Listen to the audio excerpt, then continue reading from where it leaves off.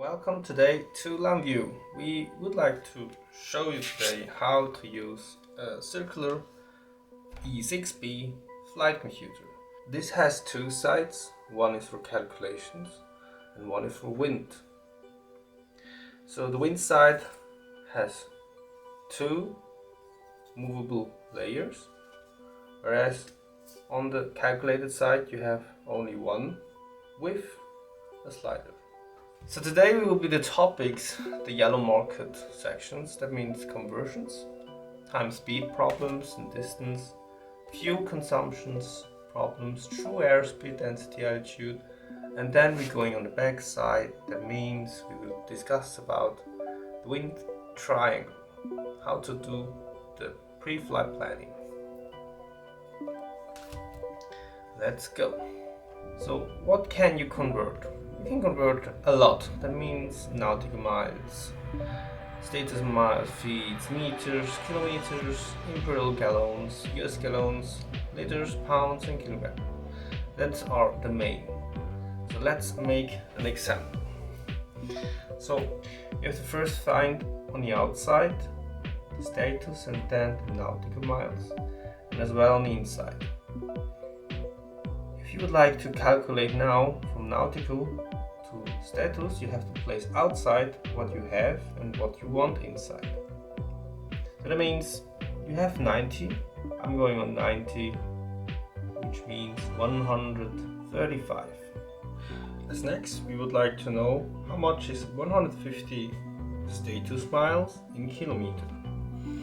So let's have a look on the calculator. The computer has here the status miles and the kilometer right here. Now I'm going to 115, which is right here, in between of 18 and 19. So this must be 180 and this must be 190, so it will be 185.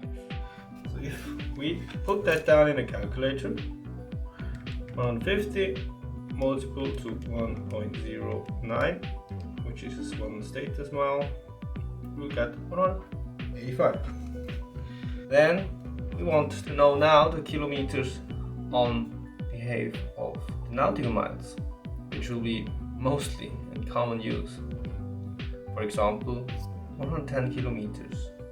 So either you say the blue one here, which is moving, is the given things and the question is the white, or you can say it opposite. It works on both way.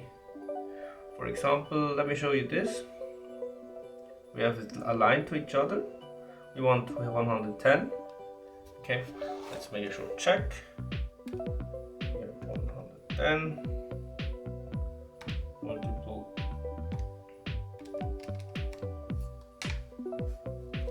As we have placed now nautical miles and kilometers on the same side, aligned them each other, and we would like to have the detail about 110 kilometers, which is the blue one now. We're going up, and as we know, it's 110, so we need to divide through 1.852. They will be smaller then. So we're having 95.4. And just for example, we're rotating this now to the kilometer outside and the nautical to it. And then we do now the same thing, but from the opposite. So we have now 110 on this up on the white scale, whereas inside the blue is showing now also the 95.4. And the manual is showing another option, which you also can do, but in my point of view it's a bit more complicated. For example, let's take this example. As we have the 90 again, we place it, the nautical miles, on top of the number which we would like to have. That means, where is it again, nautical miles, here, 70. And we want to have placed on the 90. So that means the 90 is giving us back again for the kilometers, for example, the 165. If we want to check this shortly. 166. Okay, yeah, I had it correct, 166. So if you place it on the inside and just having on the outside the units, so you can find easily UA. The same for the status miles. You can just place it on the number you would like to have in the nautical miles, so you will find it easily what the status mile be or the kilometers. So let's show you now the feet and the meters. My way of preferring to work with this is mainly placing those units to each other which you need, then you will make less mistakes. For example, here, feet and meters. Let's say 1000 feet. It could be also 100 or 10,000, but this equals to 0.3 meters. Place the feet and the meter together. You can find on the side, for example, 1, then it will be 0.3. But when you take 1000, then it will be 300 and 304, something like this. Well, that's how you go for units with the lengths. Example with the volume. So in case you would have imperial gallons, let's show here as well on the sheet. So if you have quantity and weight which you want to transfer, you can place it either here as you have it on the screen next to each other, as I've done it with the length. So let's say we're placing now the US gallons to the imperial. Okay, so we have it placed here. So this two now shows US and imperial gallons. So we would like to know, for example, let's say how much is 15 imperial gallons. So we go over here and see 15 is very close to 18. So that means it must be 18 US gallons. That must be right. Then as next we will go to the US gallons to liters.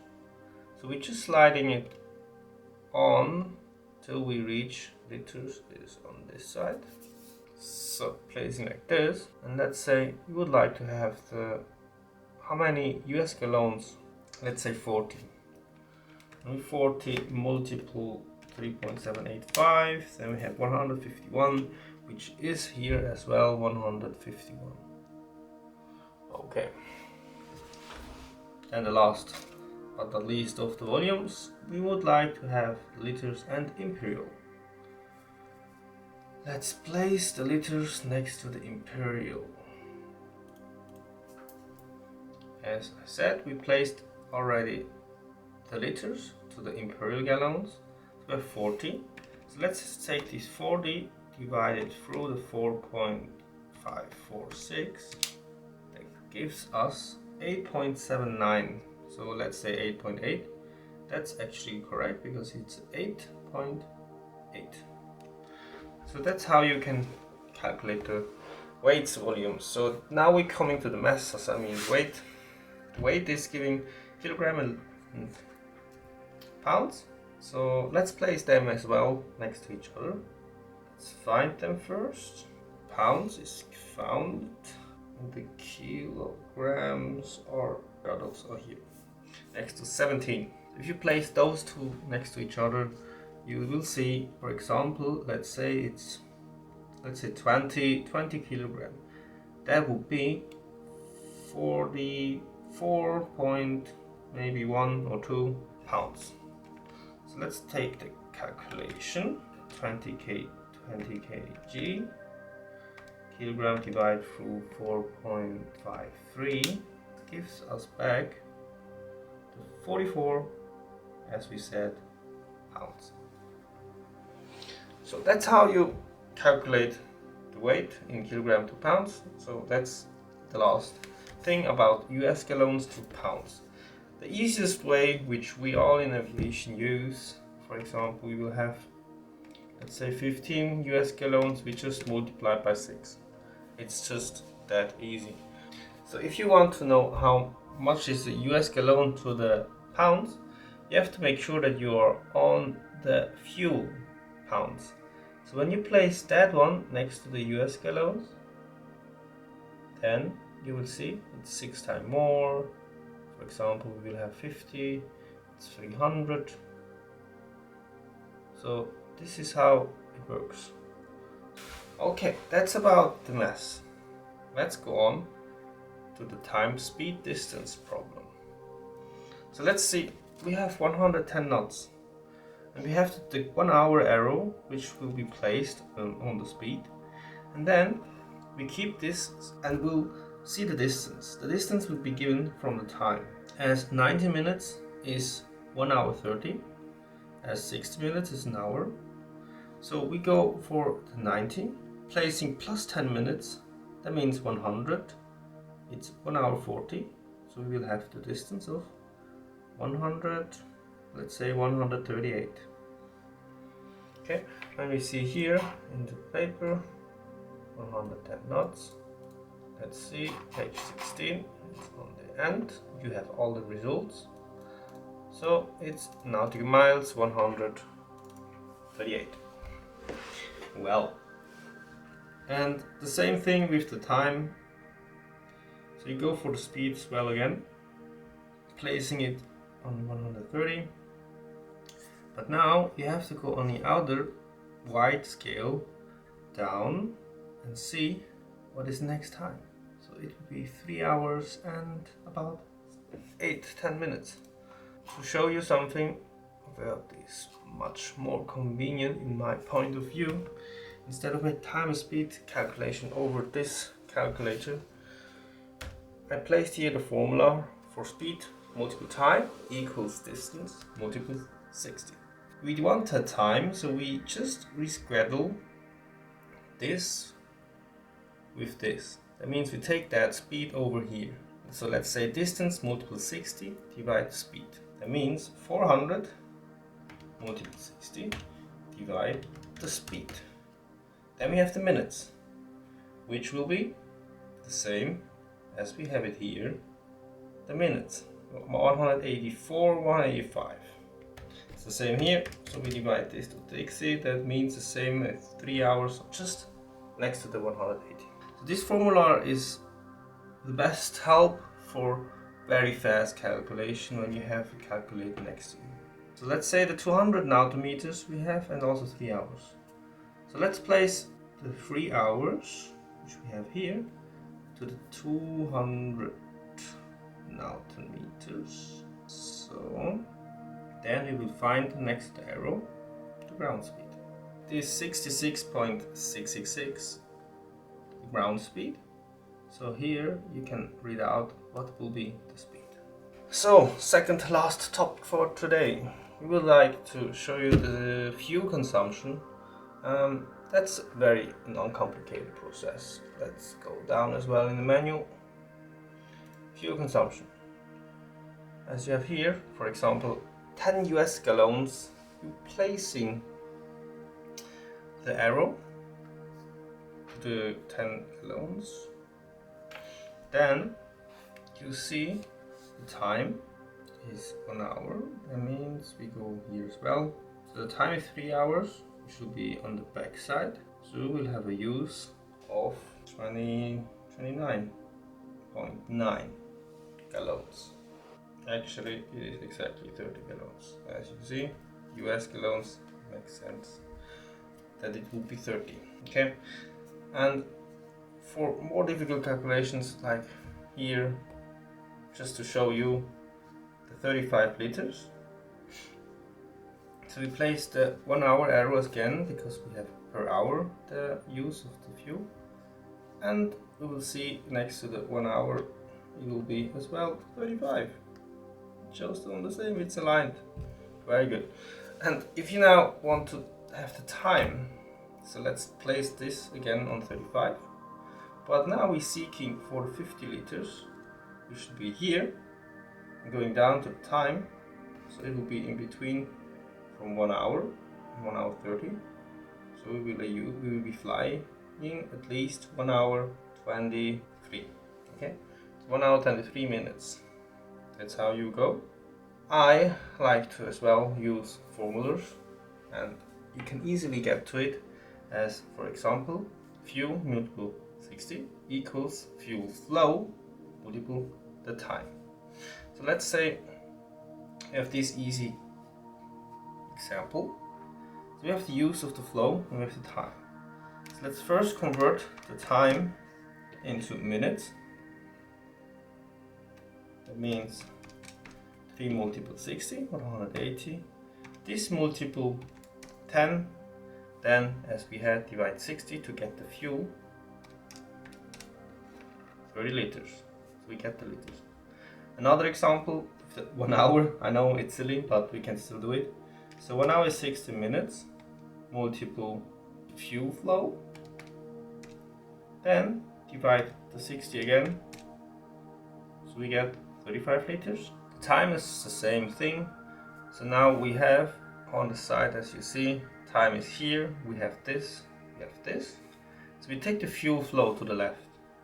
So that means we'll take the 50, multiple the 60, then divide the fuel flow as we just took it over. Let's divide this through 60, so we will have this 1 hour and minus 1 multiple 60 and 25 minutes, as we just had it as well on the computer. Well, so, and the last topic will be wind calculations, which is very fascinating because this side has a special layer which you can easily remove with wire rubber. So we are now on the back side. So we have the wind calculation here. So we would like to place the true correction. The true course is 350, I mean, and the true airspeed is 145. So we're placing it on 145, the true airspeed. And the wind, we can also place on 220, marking it with 25, 20, 30, 25 wind. Then we're changing now to the true course, which will be 350. And see, there is still the cross, which should be now impacting 20 left crosswind and about, yeah, say 16, 17 tailwind. Crosswind and headwind is always minus, tailwind, right crosswind is plus. So now we have the 20 left crosswind, which will be influencing the true airspeed or the ground speed. So we have it here, the 20, the 8 degree.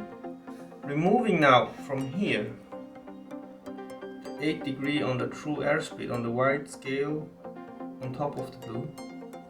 And see, 8 is about 143. This is the ground speed. And the angle, we read it out, is 8. So we have the wind correction of 8 and ground speed of 143. But that's not all. If you have a component additionally, like we just calculated here, the tailwind, the ground speed is not completed when you not have added the tailwind, which will be additionally on top of it. So that means from the 143 we make plus the 116, 117, let's say 17, then we have it a bit more, then we have like 160 knot ground speed. So this is how we get to those numbers with this calculator. I hope to have given you an introducing in the calculator and also some other options you have now with the calculator, with this formula. And besides that, 2 different ways to converting. Ones with the arrow or just ones with the outside and seeing inside the results. Thank you for watching and hope to see you again on other tutorial videos about my aviation career. Lamview, over and out.